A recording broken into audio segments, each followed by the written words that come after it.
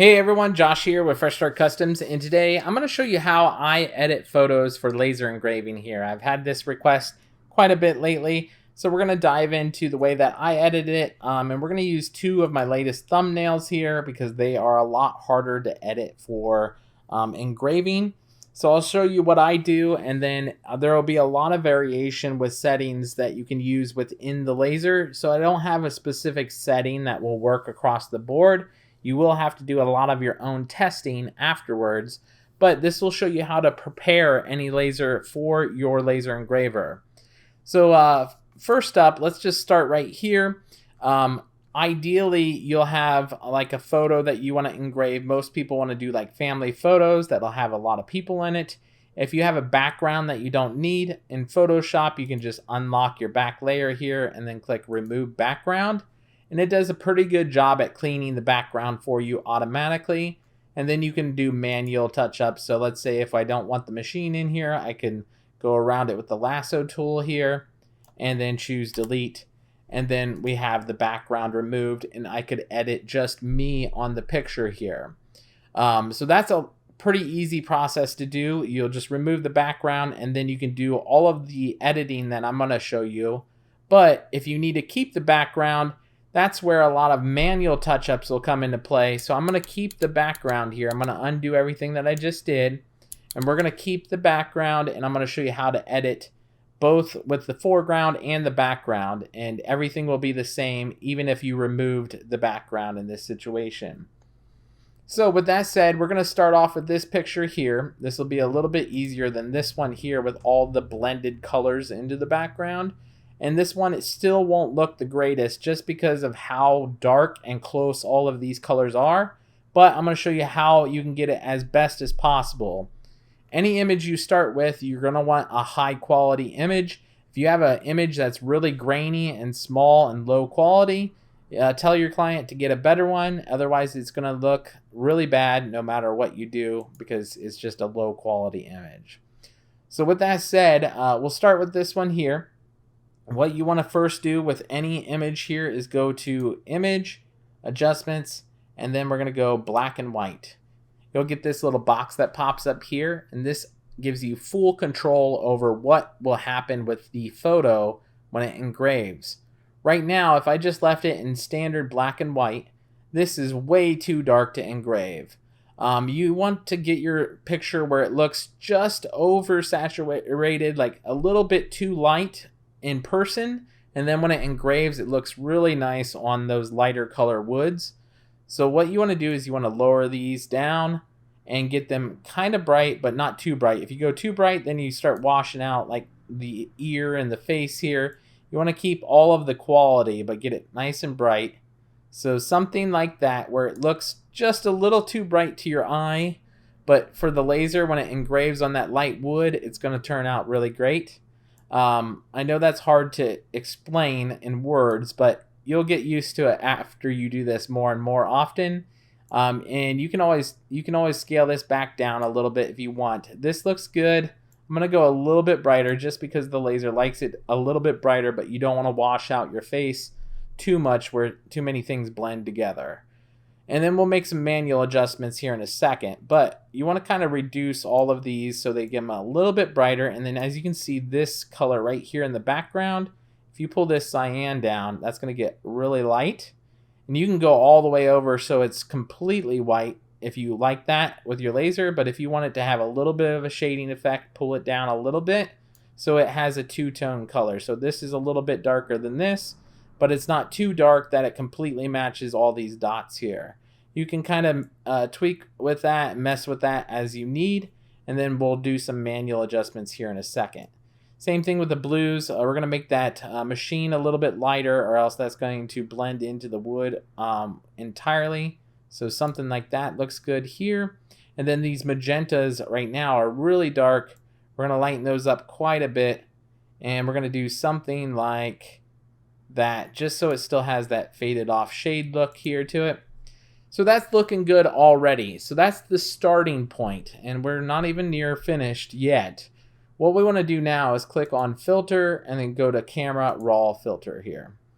So once you have this open, you're going to get this window. And you can make adjustments to like exposure, contrast, shadows, those types of things. I always like to start with shadows.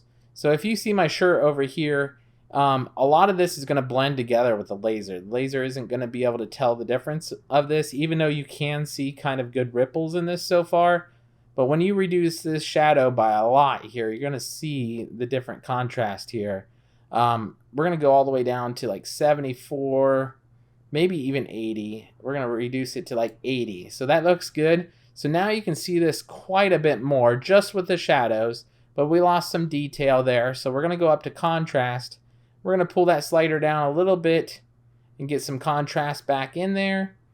And now you can kind of see the difference of all the darks, the shading of the grays and the blacks in here together. And you can mess with these settings however you want. Let's say we want a little bit more blacks in there. We can pull that slider back up if we wanted to, something like that. You can also reduce the whites or pull the whites up, whichever way you want. We're going to say something like that. Looks pretty good. And then what I always like to do is I like to come down to clarity before ending this. And I like to bump this clarity up a little bit just so it gives it a nicer crisp edge on some things. And something like that looks pretty good. I'm going to go ahead and click OK. Technically, this could be laser readied here, but there's a lot of manual adjustments you can still make on this. So, for example, let's say you don't like some of these darker shading lines up here. You can go down to this tool and click on Dodge tool. And you can kind of make this bigger or smaller, and you can highlight some of these areas to get rid of the darker shades. So something like that. You can make these a little bit lighter throughout here to get rid of some of those gray zones. And you can go over as many times as you want to make it as bright or dark as you want it. If there's any areas that you need to make lighter, you can use that Dodge tool. Now the Burn tool makes things darker. So for example, these letters have some of that white streaks throughout the letters. We want this to be solid black. So we're going to click and drag over top of this black lettering and make it a pure black color here. Just because the lettering by itself can completely engrave, we're okay with that. It doesn't have to be like a shade of gray. You can go over that as many times as you need to make it as dark as you want. Now, if you do it too much, though, you can kind of make that coloring in the background turn black again. And if you make any mistakes, you can go back over it with the Dodge tool and lighten up some of those areas and make it white again. So with that said, the other thing that you can do is do touch-ups throughout different sections. So let's say my beard, I want that to stand out a little bit more. We can go over that with the Dodge tool and make it a little bit darker in some of the areas that it kind of faded out with here. And that way the laser can pick it up a little bit better. We can make this brush a little bit bigger and make the coin a little bit darker. We'll do 2 clicks over that. And then if there's any areas that are kind of like too much white that are getting exposed together, you can kind of drag your burn tool across the edges there to get it more of a contrast between the machine and whatever's being engraved on.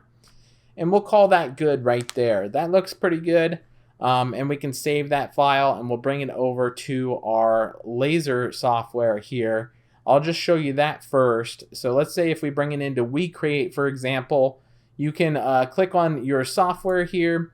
You'll then have to select your power and speed. This is where you're going to have to test out your laser. No matter what you do, each laser is going to have different powers and speeds. And you can select a material that you have. So let's say we're doing like a light colored wood. A lot of times it'll give you like examples of speed and power that you can do with your laser. So let's just say this one looks good to us. We'll click on that. It'll set your power and speed. And then you can change your line density, which will also change what's called a dot density. So in this case, we'll click on image processing. And by default, it's on Jarvis. Most people use Jarvis, and that's the amount of dots that are being used in your file. You can go all the way up to a line density of 300, and that's going to give you the most amount of dots, which will be like the highest quality itself. But if you go too many dots, it'll end up being a darker engraving. So something like this, you may want to go to like a 400 dot per inch, and then that looks pretty good right there. This is where you'll kind of mess with your settings and the amount of line density or dots per inch, and then you can click confirm and we can hit engrave, and that will start engraving for the settings that we have. And this is an example for WeCreate. Now you can do the same thing with Glowforge. So Glowforge has their draft photo settings. It's converted to dots, and right now they have 170 lines per inch. You can manually change these dot patterns here to lower or higher as well. Same thing with, if you go to like a HD photo, you'll see that they're all the way up to 270 lines. So the higher the lines per inch, the better quality it'll be, but the more the darkness will be of that photo too. So you kind of got to mess with those settings. With that said, let's jump back over to Photoshop, and I'll show you this last example of whenever you have all the backgrounds kind of faded together here. We're going to do the same process. So same exact process. We'll go up to image, and then, whoops, let me make sure I have the image selected here. Image, adjustments, and black and white. And then we'll do the same thing where we start pulling down some of these shadings here, and we're going to make that that machine right here look as clear as possible. And we'll pull out some yellows, and we're going to make that look just a little bit too bright to your eye, but where the laser is going to catch it with that dark engraving. And we're going to just pull down each one of these sliders so it looks good. Something like that looks good. And then that magenta, we're going to leave that one kind of dark like that. So we're going to click OK. We'll say that looks good for now, but we still have a lot of adjustments to do. We're going to go back to that camera raw filter here. We're going to pull out a lot of those shadows. You can see how bright that background's getting now. That's looking good. This one you don't want to go too far because everything's kind of mushing together here. So you want to just back that one off to where it looks good. Something like this maybe. And then we're going to go bump that contrast back up just like we did in the last photo there. In our ideal situation, we want to make these images look as clear as possible to your eye. And same thing with the blacks. So the blacks, you could pull in blacks a little bit, but we want to get rid of some of those blacks in this situation. So we're going to pull that down. And then with the white, we're going to pull that down to something like that. Looks good. And then you can mess with the highlights too. So highlights, something like that looks good to me. And then, like I said, I always like to pull up the clarity a little bit. So you'll see this, especially in this glass right here of this machine. If you pull that up, it'll be a lot clearer where you can see the actual insides of the machine there. So we're going to pull that one up quite a bit. So we're going to go to about 35. That looks good to me there. We're going to click OK. So far this looks good, and then these backgrounds here are going to definitely blend together, but like I said, you have the ability to control this with like the dodge or burn tool here. So you can make this a lot lighter with this dodge tool, and then to the point where it'll actually pull some of that coloring in the background that you can't even see with your eyes out. And you can kind of just pull this as much as you want until you get the effect that you want. Something like this looks pretty good. You can come down in here and pull that lighting out a little bit too and make it as bright as you need to where you get that like electric look inside there. Same thing down here. We can pull that out and make that as bright as we need all the way around in these sections here. Something like that looks good. And we'll do a little bit down here too. So something like that looks good. Now you may want to go back through with the burn tool, and we're going to burn in some of these edges here around this verse sign. So something like this to make it pop out.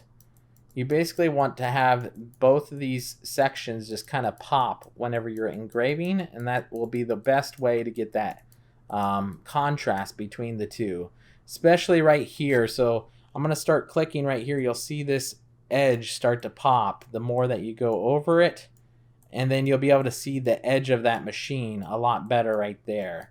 And then you can kind of work in the lightning, and you can take your time on this. I'm just kind of doing it in a hurry, so we can work in some of that lightning to fade in there. Same thing with this edge right over here. We're going to make that nice and dark over here to see the edge of the machine as it engraves, and we'll kind of fade this off into the lightning here. So something like that, and you can take your time. Like I said, you'll probably still want to fade in this machine over here too. And then I'll give you an idea of what this will look like. I'm going to drop another layer below this layer, and then you can choose like a color close to your wood. We're going to call like something like this good. And we're going to fill in that color here, if I can find my fill tool. And I filled in that color in the background. So this is just in the background like this. And what I'm going to do is I'm going to drop this down to what's called luminosity, so you can kind of see what it looks like when it engraves. And it won't be quite this dark, so if we drop the fade of this a little bit, it'll probably look something similar to this when it engraves. It's hard to say exactly what it'll look like without actually doing an engraving, but that's the ideal scenario that we're going for here. If you guys have any questions, though, on this, let me know in the comments below. I'll be happy to try and answer any questions that you have. And other than that, if you guys like the video, go ahead and like the video, hit subscribe, and I'd appreciate it. And we'll talk to you guys later.